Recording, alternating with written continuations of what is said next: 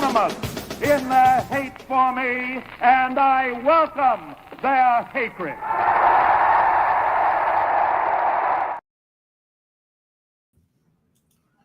What is up, everybody? This is Hater Radio. My name is Chris McLean. I'm here with my co-host, Ian Gibson. How are you, Ian? I'm doing really good. Probably some of the best 48 hours of the college football season the last 2 days. Yeah, exactly. I just wanted to take a moment before we really get into this. A lot of my friends and my wife's family are going to, wife's friends have been dealing with a lot of adversity right now. 13 members of my union, my local, lost their houses in this fire. And, it's been a really crazy ordeal for LA the last 4 or 5 days. We've been really stressed. It's been terrible, and I don't know what to say to make people feel better about it. It's been very bad. But I will say that the firefighters and the first responders and everyone doing everything they can to help everyone have been top notch. And, I'm just rooting for everybody, and hopefully we can stem the tide.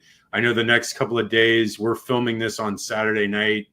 The next couple of days, there's going to be more wind with a chance of more activity fire-wise. So, hopefully we can get through this. There is potentially some rain at the end of the week and of next week. So maybe there is some light at the end of the tunnel, and maybe we can get through this and the rain can help alleviate the situation. But just praying for everybody and just being, it's been an ordeal, but I will say that LA has definitely picked up the mantle, and, people have been really strong during this.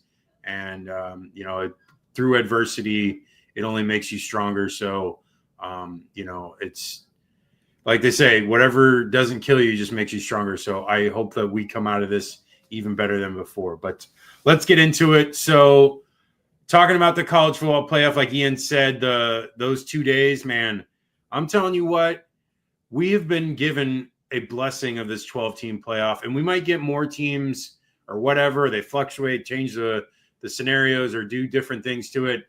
But I really enjoyed this year. I loved the home playoff games. I loved the quarterfinal games. I thought almost all those were enjoyable. And then we got even better semifinals games here in the Cotton Bowl and the Orange Bowl. So, I'm telling you, I know people were upset about how things were going through the season, but I think as things laid out and they went the way they did, we got more enjoyable football. And I think that is the goal with everything that we do, is to get, the best possible matchups and the most interesting games. Because, both of these games were down to the wire. The Notre Dame game was down to the last second field goal. And then the Ohio State game came down to 2 minutes left in the game before Texas did what they did. But, just tremendous games. But let's get into it. So we're going to do the first one. It was Thursday. It was the Orange Bowl between Notre Dame and Penn State. Two, old school blue bloods coming in here. And we both had Penn State in this game. And I think what we thought coming into it was that Penn State was going to run the ball all over them. They did. They actually ran it for 204 compared to Notre Dame's 116. But, Drew Allar, again, I am not a big fan of this guy. I've never been. I've watched him throughout the last 3 years get hyped up every single time. And every single time he comes into a big game like this, and he just does not do well. He only had 135 passing yards. He had the one interception. He could have had two more at least. He got lucky that both of those got called off by penalties, but he was subpar to say the least. His receivers not tight ends or running backs, just the wide receivers, had 0 receptions for -3 yards. And the only reason they had the -3 yards because somehow they got the -3 on the last play where they were throwing it back to each other. And, I knew coming in this game, I knew that their receivers were not good. I actually looked at the stats and I thought they were worse off, but one or two of them had like a decent amount of yardage, and I was surprised. I was like, I don't know, these guys just don't show up. And, Katron Allen and Nick Singleton had great games. I mean, Nick Singleton was running the ball like a beast, all 3 of his touchdown runs were like 8 or 9 yards out. They weren't 1-yard runs. They were like solid runs where he like made the play there on all 3 of them. And I don't know. I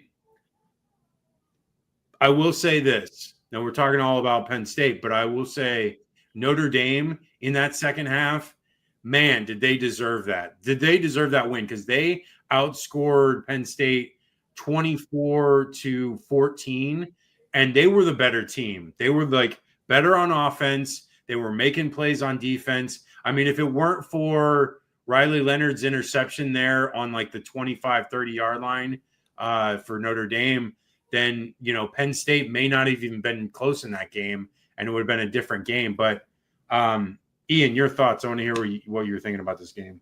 Yeah, so the game plan and execution of these game plans is really what I wanted to talk about. Notre Dame did not waver at all from its game plan, and honestly, the game plan, neither of them did.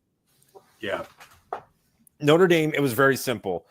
We're just going to try to run it over you. And for Penn State, you had to know that was coming. But even more so, you had to know that was coming on the outside running lanes that they were going to. You knew if it was a handoff, they were running into the outside. And if it's Riley Leonard, it was going to be up the middle. Yeah. And they still took a while to react to that. But even then, when they were still trying to, stop them, I mean, Jeremiah Love was like Mike Allstott on a couple of those plays. Just nobody could tackle him and drag him down.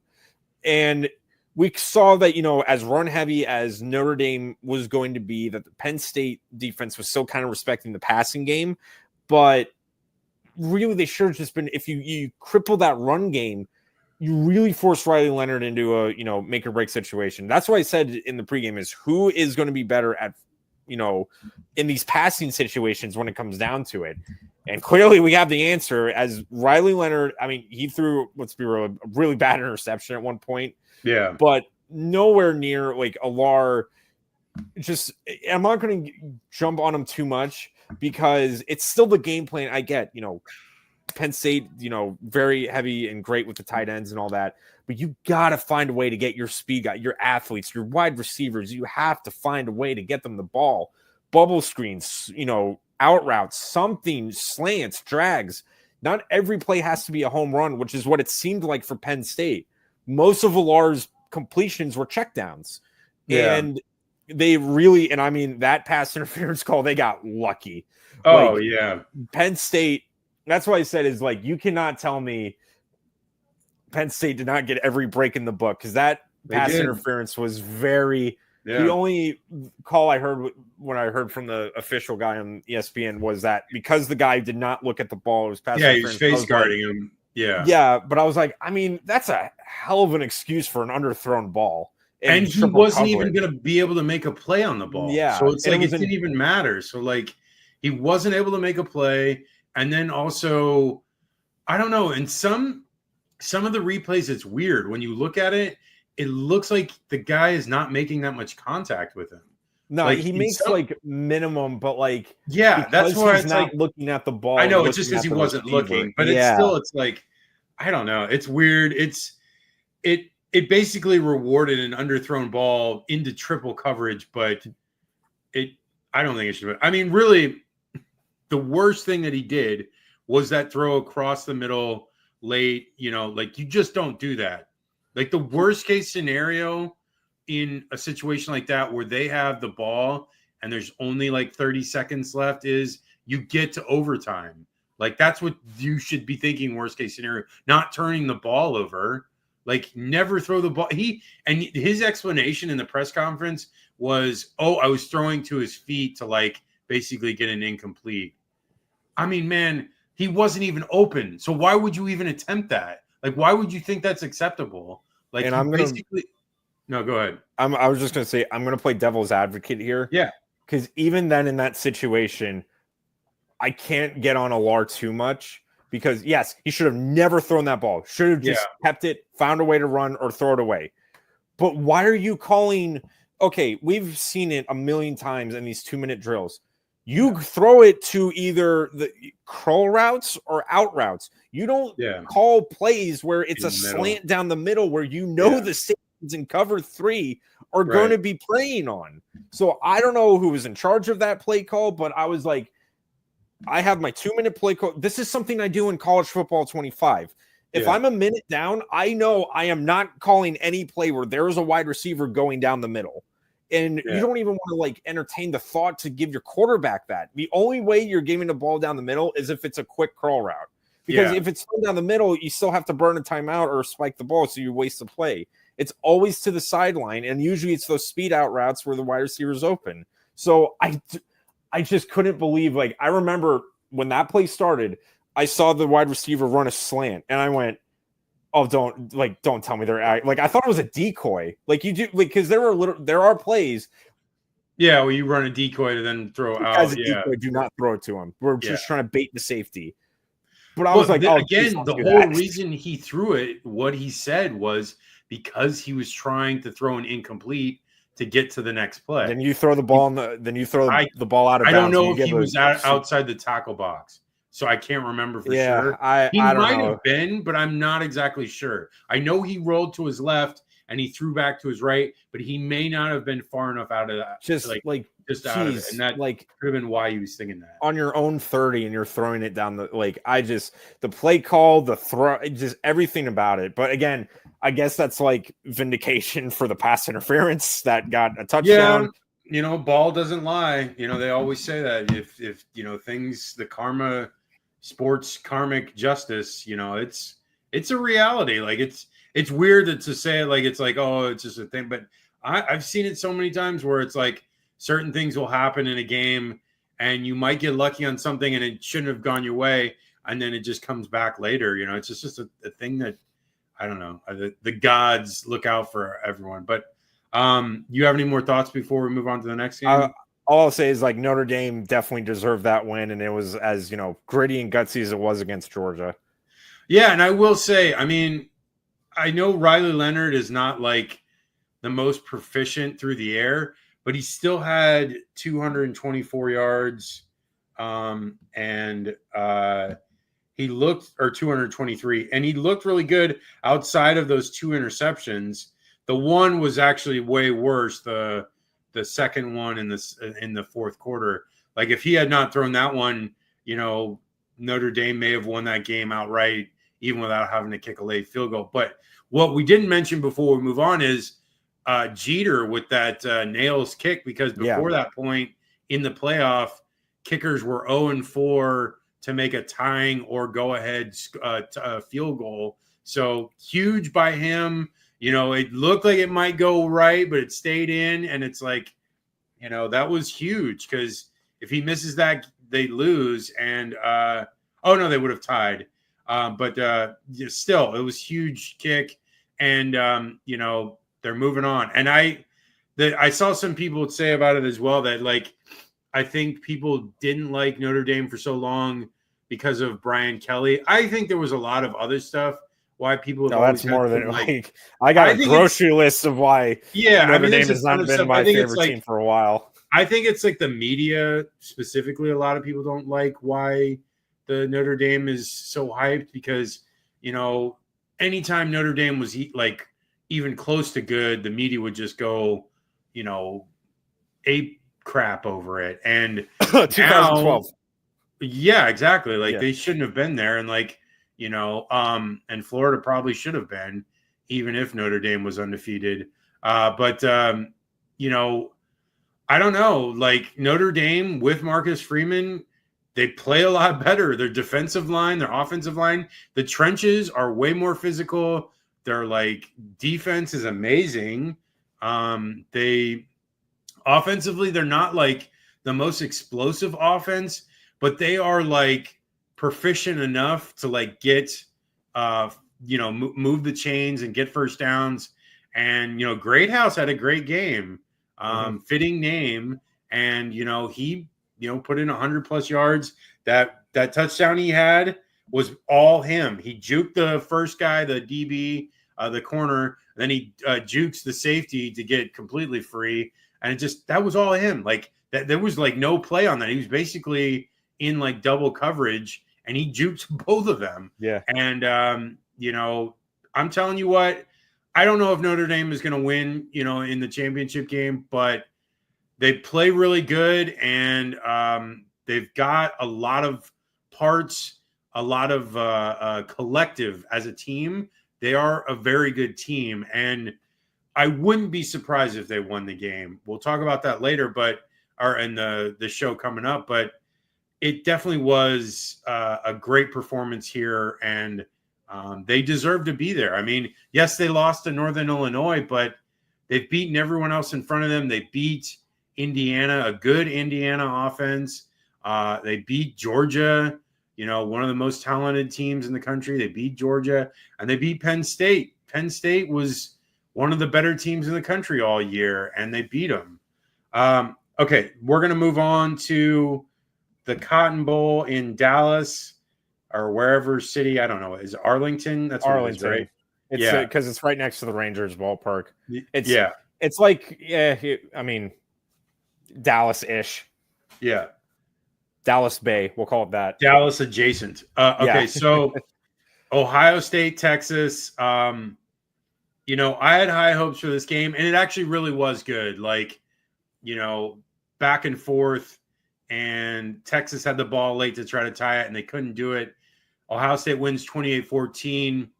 I will say the one thing that I think is my focus out of this game the most that I want to say before I jump to you, Ian, is that touchdown by Travion Anderson before halftime was such a huge play in the whole grand scheme of that game, because one, Texas had just scored to tie it up before half, and it was basically halftime.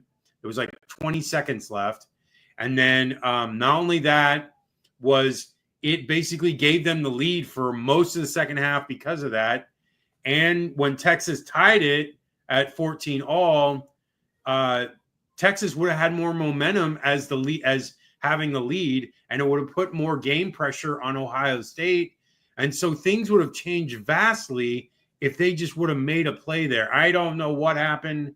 I know it was like really quick bang, bang, because it was like, Howard just pulling back. He waits for them, and then he just throws it over the top. And there was like four guys rushing in. So there was there was a few in coverage, but there was like two on the other side. And there was only really like maybe one or two guys that could actually make a play.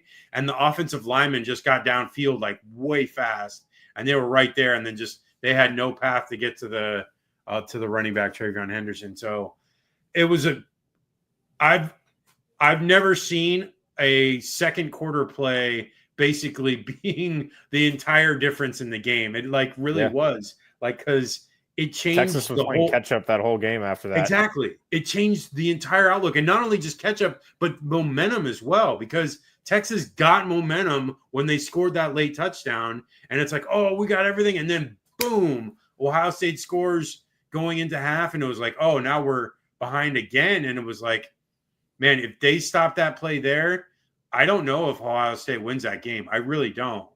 But your thoughts, Ian? Yeah, in this game, and I was texting George the whole way, it went as what I thought. It went like an Ohio State game. Straight up, brutally honest, Ohio State out-athleted Texas. Every one of their runs and wide receiver routes were based solely on just, can we be faster than those guys? And they were. That's the one advantage Ohio State had, is that they may not be as physical as maybe the linebackers or the corners there, but they sure are faster. And this was the thing with Ohio State, and what makes them so dangerous is their kind of three-headed monster attack of their wide receivers. Because, yeah, you got Jeremiah Smith, who's just this absolute beast, but you still got to, Carnell Tate was the one that ended with the most receiving yards. Jeremiah Smith was a non-factor that whole game, Yeah, but he it only didn't had matter. 3 yards. You have, Emeka Egbuka, you have Egbuka, Travion yeah. Henderson, you had Carnell Tate, and Jeremiah Smith, I think, had one. Yeah, and Junkins, can be good on, those wheel and wide receiver routes. Jeremiah Smith had one catch that whole game. So for Texas, they did an excellent job on that one. But there was just too much speed for that secondary to keep up with. And we saw that whenever there needed to be a, third and half to make it down, they would just run routes like speed out routes, drags, slants, where it was just going to be like, you're going to get at least 2 yards of space because I am faster than you. And that's ultimately what it came down to. Texas's offense, we knew they had to start fast because they've started good in the first half of every game. It's when they get into the second half was the trouble. And this time it was the whole half. They just never could generate anything that was sustained. They had really good long drives, but they just weren't as, you never felt like when I was watching Ohio State, even though, it was 28-14 was the score, and one of them was a defensive touchdown, which I'll get to. Every time they had the ball, I had the feeling like they could score this drive. Texas, depending on the field position, I was like, I don't know if hopefully they can get like something generated, but you never had that feeling whenever Texas had the ball this game. And finally, might be mean, but I said, being first and goal at the 1 yard line. Oh yeah. Gotta talk about is up there with Colt McCoy getting injured now for Texas fans and stuff they will talk about, where if it went that way, it would have gone different. You are at first and goal at the 1, and you run play up the middle, you get stuffed. And I don't know what Sarkisian was thinking. He is normally a great play caller, but when you are at the 1 yard line, you never, ever, ever, ever, ever go backwards to start the play. And when they pitched that toss play, Ohio State read it like a book, and they ran in there and blew it up. And then you're at the 7 yard line, and then, Jack Sawyer comes in, steals the ball from Quinn Ewers, and then that was curtains. That was, again, I said, like, I texted him. I was like, that is up there with the whole McCoy getting injured as like the most infamous moments in Texas history since, the 2000s. Because I don't know how, like, you still are like, look, if I'm a coach, I get one of my linemen as a fullback and I have him pick up Quinn Ewers and throw him into the end zone. That's what I do. You just run that ball up the middle and maybe run a play action fake, but you never, ever toss it that far back. At the very least, you hand it off on a stretch play. You never toss it that far back where it's 3rd and 7 at that point. But yeah, regardless, it was a shotgun snap. Yeah. So you're already like 5 yards at least back from the 1 yard line. So that's like at least the 6 yard line. Then from the 6 yard line, he pitches it back from there. So it goes like another 2 or 3 yards back. So it's like you're basically like the 8 or 9 yard line at that point, which is insanity that you're expecting your running back. And I know they're good running backs, but expecting him to, one, not only get to the 1 yard line in time, but beat the best defense in the country, who are super fast and super capable of stopping the run. It was, I was watching the game and I'm like, I'm thinking that they can score, but it's like one of those things where I'm like, I don't know what it is. I just thought, like, for some reason that they weren't going to score on that drive. And I was like, they got those pass interference to get them closer, and it was first and goal at the 1. And I'm like, I know they've got 4 opportunities here because there's not much time left, but I just felt like they weren't going to get in for whatever reason. And like you said, all they had to do was fall over 3 times, and they probably get in.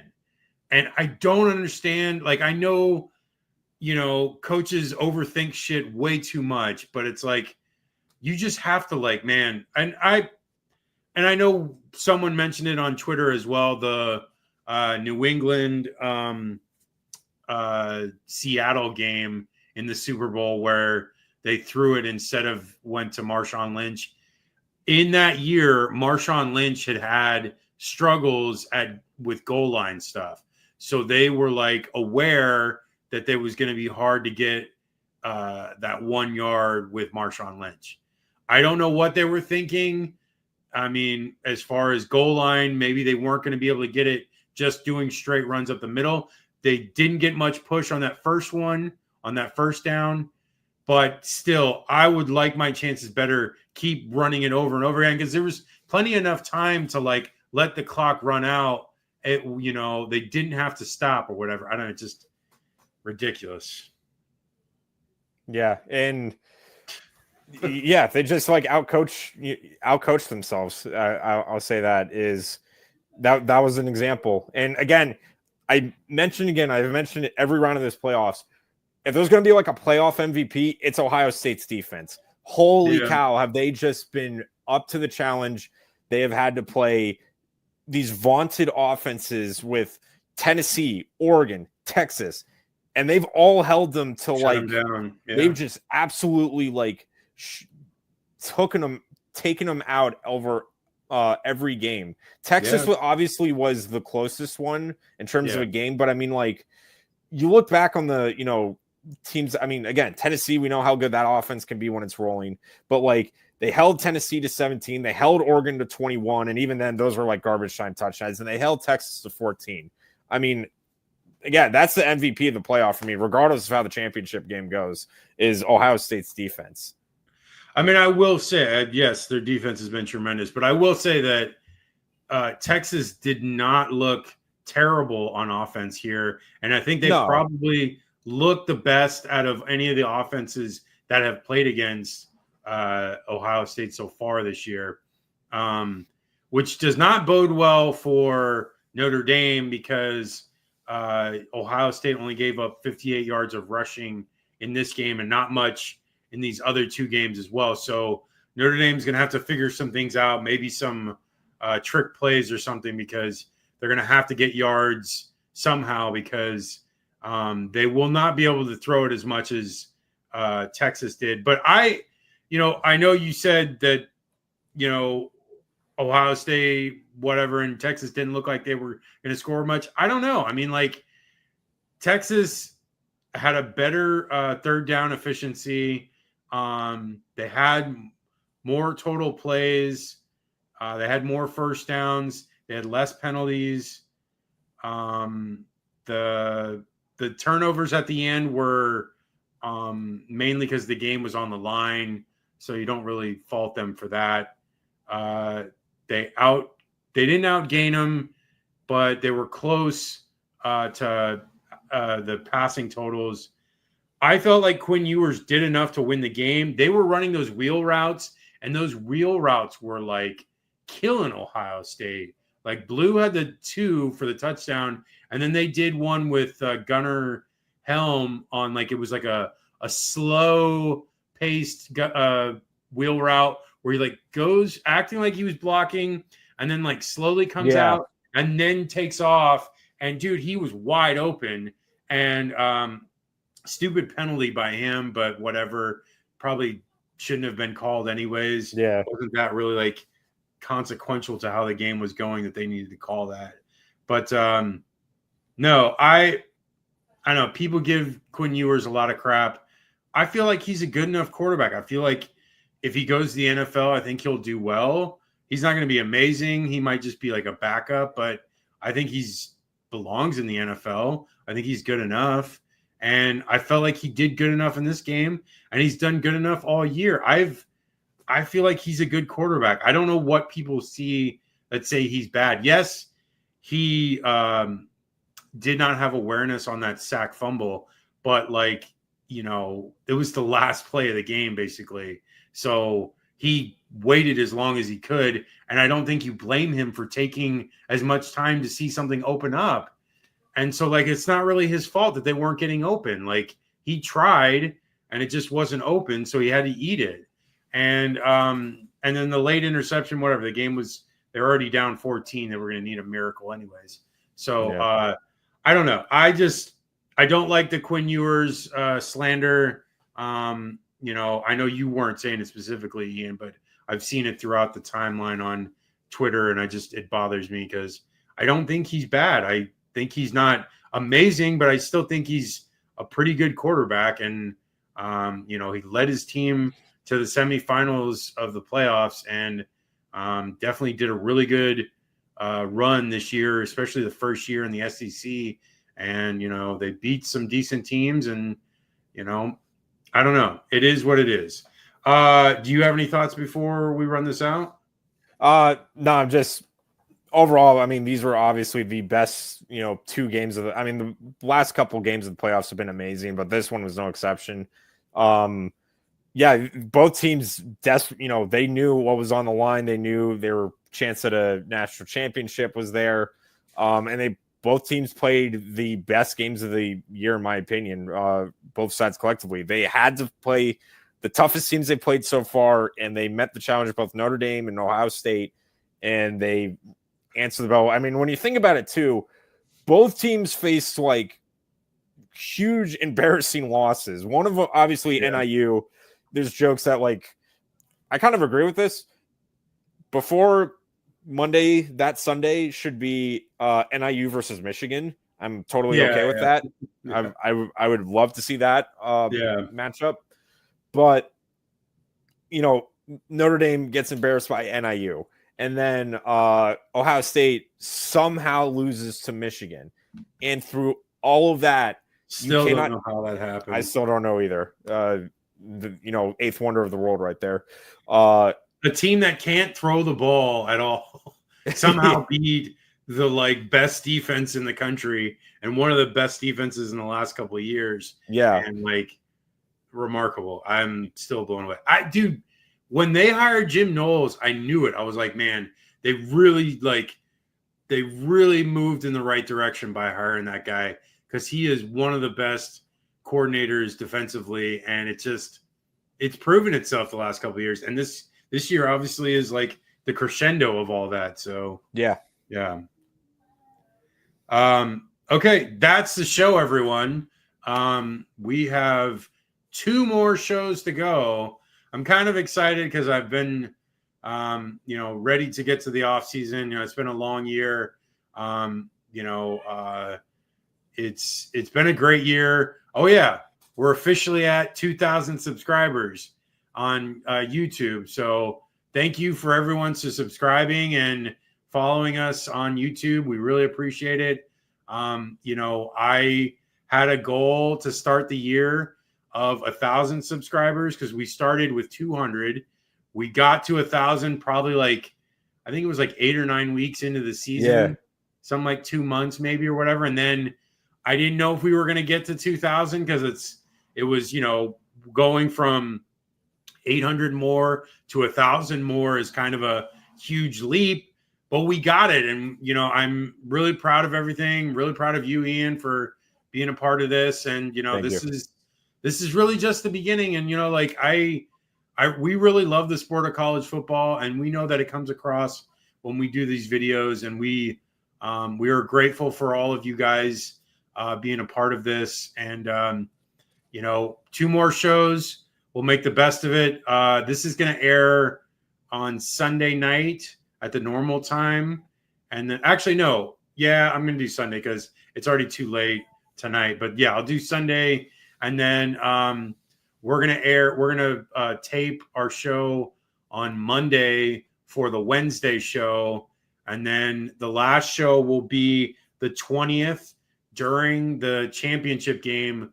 We will do a live stream when that game's going on. So look forward to that. Check out for our articles on haterradio.com. All of the socials is Hater Radio for Instagram, Threads, Twitter, X, Facebook, TikTok, YouTube, and Ian, what are your socials? Yeah, at Instagram, YouTube, and Twitter, it's at G_Gator_G. Yeah, so G5 Gibson, remember that. Yeah. And, so I want to do a challenge like that. Maybe we can find a way. I could probably, if you give me I was telling my wife that I said, if you give me a state, I could probably tell you every Division I team in it. Like every 50 states, I could probably. Well, not all because you got Alaska. Hey, Anchorage, save that for the live stream. Yeah, I can do that. Sure we'll have plenty of things to talk about in the live stream. Yeah. Okay. All right. That is the show, everyone. We'll talk to you on. You'll hear from us on Wednesday. All right. Take care, y'all.